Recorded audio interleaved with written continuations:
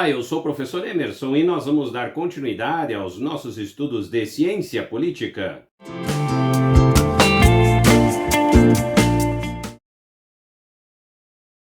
Prezados alunos, é um grande prazer estar aqui novamente com vocês e nós vamos então dar continuidade aos nossos estudos de ciência política. Hoje estaremos discutindo a temática O debate sobre o poder, em Carl Schmitt, e as contribuições do texto hoje são do professor Eduardo Bittar. Vamos então ao nosso primeiro slide. Carl Schmitt, através de sua obra, especialmente em seu texto intitulado Teologia Política, busca uma fundamentação para a ideia de poder, e o faz através da instauração de uma investigação que procura desvendar as estruturas da ação política e da decisão. Vale a analogia explicativa de que assim como o milagre está para a teologia, a exceção está para o direito.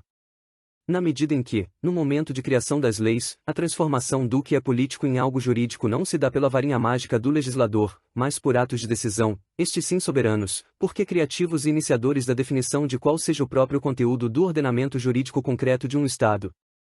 Assim é que desenvolve uma posição crítica, ante o formalismo teórico-jurídico de Hans Kelsen, autor este que nega a possibilidade de discussão da questão do poder dentro do âmbito da reflexão jurídica.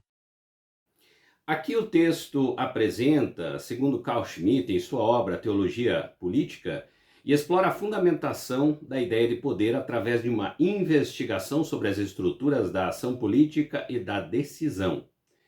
Schmitt utiliza a analogia entre o milagre na teologia e a exceção no direito para explicar as transformações de questões políticas jurídicas, onde não ocorre de forma mágica, mas sim por meio de decisões soberanas. Vamos então ao nosso próximo slide. Schmitt haverá de combater a degenerescência do político ante o jurídico no normativismo kelseniano. A falência do Estado de direito burguês liberal de seu tempo, a seus olhos, o leva também a desenvolver uma crítica do puro liberalismo. No topo da reflexão de Schmitt está a ideia de que soberano é quem decide sobre o estado de exceção. De fato, soberania consiste na competência imprevisível, que é a ordem emanada com superioridade do político sobre o jurídico, o que de certa forma determina o próprio conteúdo do direito que se quer ver positivado em um Estado. Antes da lei está a decisão. Ela será, portanto, o âmago da indagação de Schmitt, que afirma: não existe norma aplicável a um caos. Primeiro deve ser estabelecida uma ordem. Somente então tem sentido um ordenamento jurídico. É necessário criar uma situação normal e o soberano é aquele que decide de modo definitivo se este estado de normalidade reina realmente. Carl Schmitt critica a degeneração política em face ao jurídico, no normatismo de Hans Kelsen. Ele observa a falência do Estado de direito burguês liberal e por isso desenvolve a crítica ao liberalismo puro. Para Schmitt, a soberania reside em quem decide sobre o estado de exceção, uma competência imprevisível e invisível dentro do destaque da superioridade política sobre o jurídico, determinando o próprio conteúdo do direito positivo de um Estado. Vamos então ao nosso próximo slide. Isto significa que Schmitt acaba por defender o primado do político sobre o jurídico, donde se ressalta sua contrariedade ao liberalismo. A decisão política sobeja no alto das exigências de funcionalidade do sistema jurídico-político de um Estado. Os fundamentos deste raciocínio decorrerão das leituras e das influências recebidas de Jean Bodin e de Thomas Hobbes, na medida em que o leviatanismo hobbesiano e a reflexão sobre a soberania de Bodin serão instrumentos teóricos fundamentais para a fundamentação de seu discurso pela concentração do poder e pelo decisionismo. Mostra-se, portanto, como teórico do Estado, pouco inclinado a discutir a justiça das decisões, ou muito menos a possível verdade a ser buscada pelo sistema. Sua dedicação abeira um tipo de problematização que se circunscreve a decretar pela força que decorre da própria institucionalização do poder concentrado, o toque de fechamento da estrutura das relações políticas em sociedade. Carl Schmitt defende o primato do político sobre o jurídico, destacando sua oposição ao liberalismo. Para ele, a decisão política crucial para a funcionalidade do sistema jurídico-político de um Estado é extremamente importante.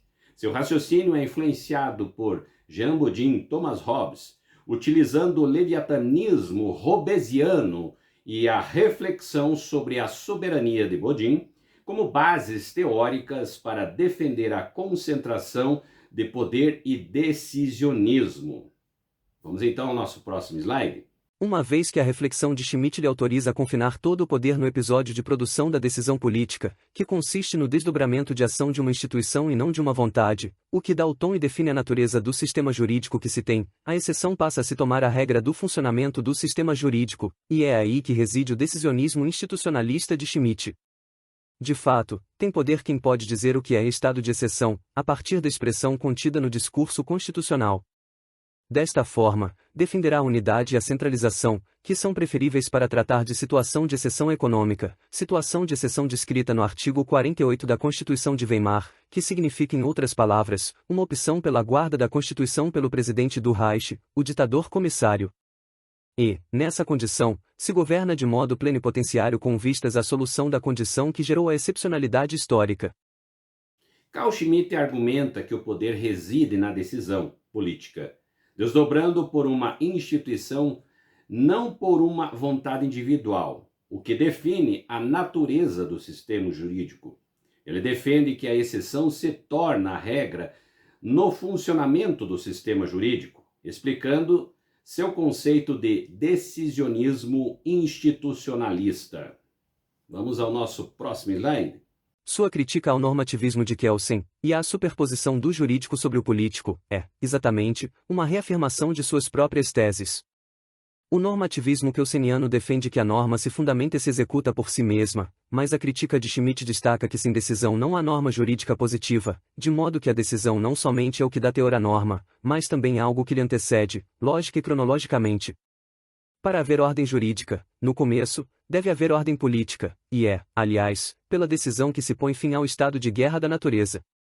De decisão também depende a norma no momento de sua aplicação, o que significa que sua viabilização concreta também depende de uma atitude positiva de um agente do Estado ao conferir-se efetividade. Enfim, a decisão é o que toma possível o sistema. A norma, tomada em si mesma, é inoperante, de modo que com estas considerações Schmitt quer ver a teoria pura da validade e o dedutivismo norma-norma como ficções do sistema kelseniano. A crítica de Carl Schmitt ao normatismo jurídico de Hans Kelsen é a primazia do jurídico sobre o político, reforçando suas próprias teses. Kelsen argumenta que a norma se fundamenta e se aplica por si mesma, mas Schmitt contesta que sem uma decisão não há norma jurídica positiva. A decisão é fundamental e precede a norma, tanto logicamente quanto cronologicamente. A todos vocês, espero que tenha contribuído para conhecer um pouquinho mais sobre esta temática. E nos encontramos no nosso próximo vídeo.